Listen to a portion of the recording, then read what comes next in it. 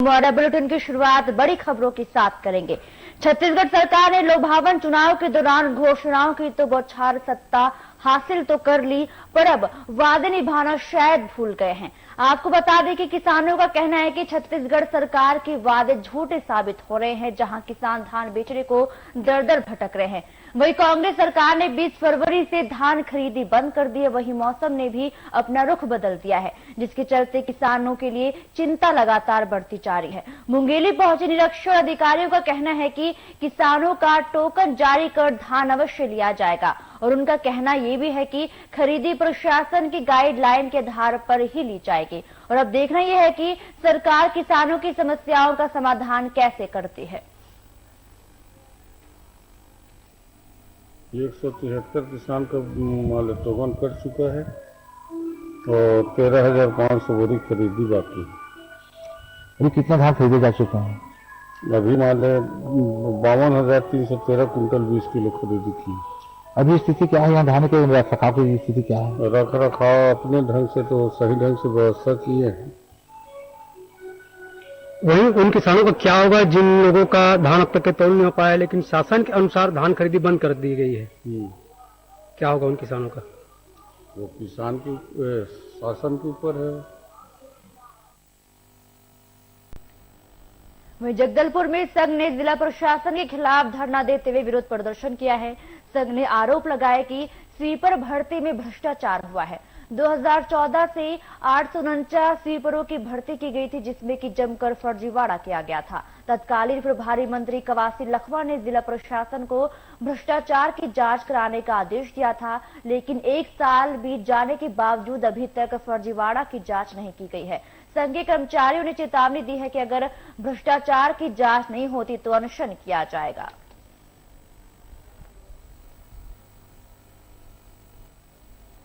दरअसल 2014 में आदिम जाति कल्याण विभाग जगदलपुर में चतुर्श्रेणी कर्मचारियों की सीधी भर्ती हुई थी, जिसमें व्यापक फर्जीवाड़ा किया गया था। तो उस फर्जीवाड़े की जांच के लिए हमने आग्रह किया है और सारे एविडेंस हमने सरकार को दे दिए हैं, और प्रभारी मंत्री के आदेश पर जांच कमेटी गठित भी हो गई है। परंतु 1 वर्ष से ऊपर बीत चुका है जांच कमेटी गठित हुए, जांच आगे नहीं बढ़ पाई है। और क्या जांच चल रही है, कोई हमें सूचना भी नहीं दी जा रही है। खबर रायगढ़ से, जहां पर पुलिस ने अवैध कबाड़ पर कार्रवाई की है।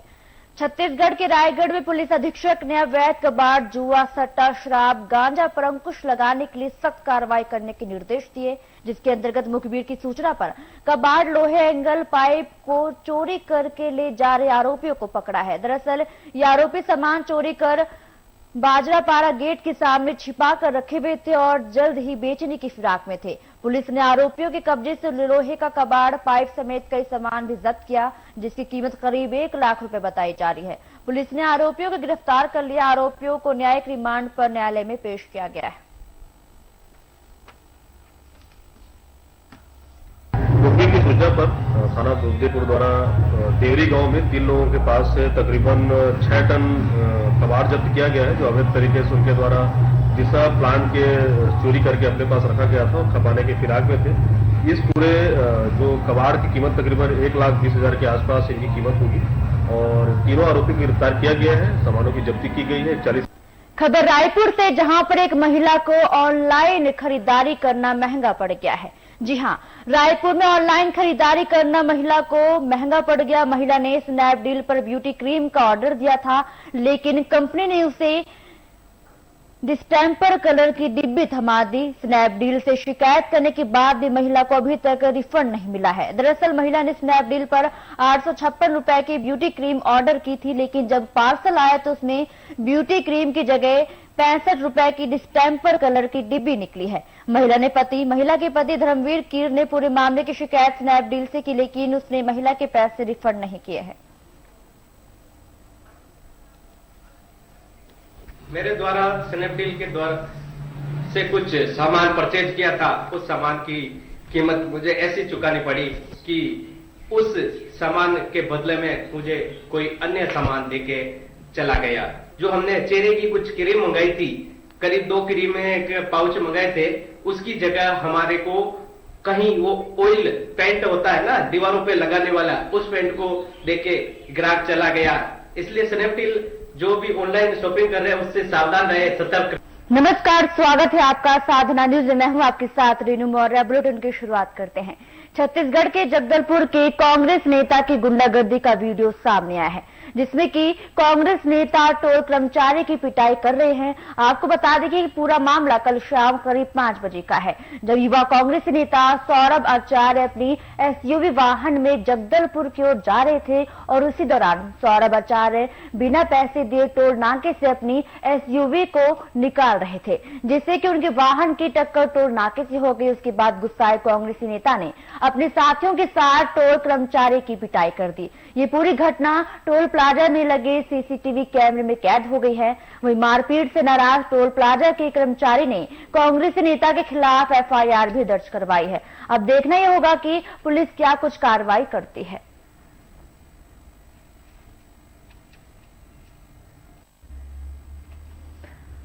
तो नेता की गुंडागर्दी का वीडियो सीसीटीवी कैमरे में कैद हो गया है। आप देख सकते हैं इस वीडियो को, जहां कांग्रेस नेता की गुंडागर्दी यहां पे साफ तौर पर देखने को मिली है। छत्तीसगढ़ के जगदलपुर के कांग्रेसी नेता की गुंडागर्दी का वीडियो सामने आया है, जिसमें कांग्रेस नेता टोल कर्मचारी की पिटाई करते हुए दिखाई दे रहे हैं।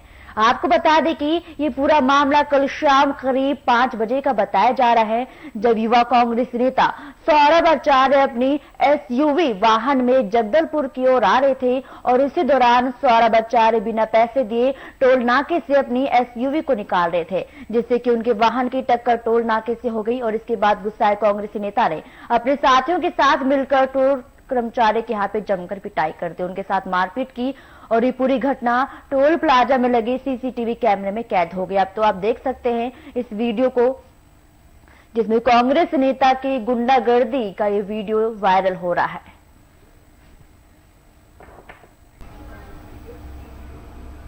न्याय पुलिस अधिकारी ने रोड पर खड़े वाहनों को रोड के किनारे रखने का बीड़ा उठाया, जिसके चलते पुलिस अधिकारियों के साथ पूरे थाना रोड पर उतर आए हैं और जिसके बाद सभी वाहन रोड के किनारे हो गए और सड़क दिखने लगी है। वहीं व्यापारियों से भी आग्रह किया गया है कि वे सभी वाहन रोड के किनारे ही लगवाएं, जिससे कि किसी प्रकार की दुर्घटना की संभावना ना हो सके।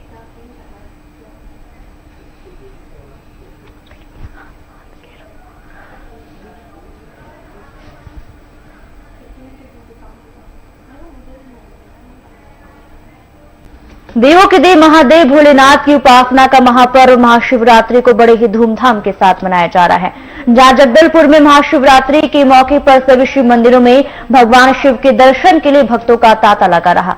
देर रात से सभी शिवालयों में रात्रि जागरण का खास पूजा अर्चना यहां पे की गई और साथ ही सुबह 4 बजे से मंदिरों में बड़ी संख्या में श्रद्धालु भगवान शिव की पूजा अर्चना करने के लिए यहाँ पे पहुंचे हैं।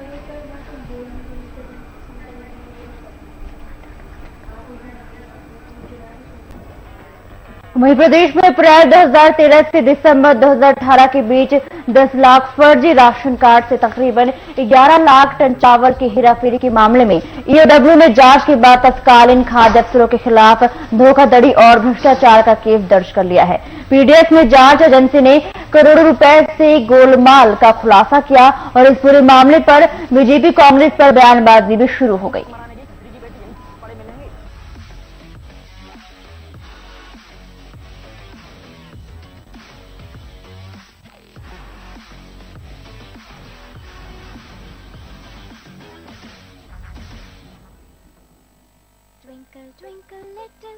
हमारी सुरक्षा को देश तैयार। राजधानी रायपुर में मध्य प्रदेश के पूर्व सीएम और कांग्रेस के वरिष्ठ नेता दिग्विजय सिंह को बेंगलोर में हिरासत ले जाने के मामले में सीएम भूपेश बघेल ने बीजेपी को आड़े हाथों लिया है। भूपेश बघेल ने कहा कि बीजेपी लोकतंत्र की दुहाई देती है और प्रत्याशी को मतदाता से मिलने नहीं देती। बीजेपी का चेहरा सामने आ चुका है। वहीं दूसरी तरफ कांग्रेस नेता भक्त चरण दास ने भी इस मामले में बीजेपी पर तीखा हमला बोला है। उन्होंने साफ तौर पर कहा है कि बीजेपी ने सारी सीमाओं को पार कर दिया। सरकारी तंत्र को शालीनता का सारे सीमा पार करके जब अपना जरूरत पड़ता है तो जो चाहे जोड़ तोड़ कर लेते हैं, खरीद लेते हैं, अगवा कर लेते हैं। और आज भी हमारे 16 विधायक को अगवा किए हैं।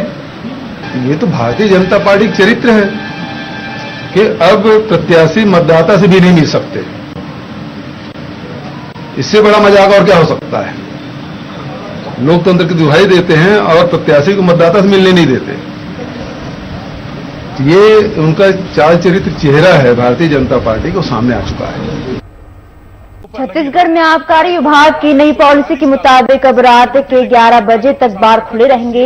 हाईवे के किनारे बार पर लगी रोक हटा ली गई है, यानी कि नए बार खुल सकेंगे। अब कोरोना को लेकर एमपी बोर्ड की 10वीं और 12वीं की परीक्षा स्थगित 20 से 31 मार्च तक होने वाले विषय के देखिए, निश्चित रूप से यह बहुत दुर्भाग्य का विषय है और एक प्रकार से शर्मनाक स्थिति इस प्रदेश के अंदर में निर्मित हो गई है। किस प्रकार से कांग्रेस के लोग गंगा जल की झूठी कस्में खा करके इस प्रदेश में पूर्ण शराबबंदी का वादा करके सरकार में आते हैं, और जिस प्रकार से इस सरकार ने बीते 1-1.25 वर्षों के अंदर में शराब को लेकर के शराब का विस्तार इस प्रदेश के अंदर में करने का काम किया है, इससे स्पष्ट हो गया है कि सीधे तौर पे इस प्रदेश की जनता को इस सरकार ने छलने का और ठगने का काम किया है। एक तरफ तो शराब के नाम पे ये कमेटी बनाते हैं, कमेटी की कोई रिपोर्ट नहीं आती है, और तो और यह हाईवे तक में शराब की अब नियम परिवर्तन करके शराब की दुकानें खोलने की बात करें तो निश्चित तौर पे इस सरकार के निर्णय में ही विरोधाभास है, और कुल मिलाकर के शराबखोरी को यह इस प्रदेश के अंदर में बढ़ावा देने वाली सरकार है, ना कि शराबबंदी के अपने वादे को पूर्ण करने वाली। सोनिया गांधी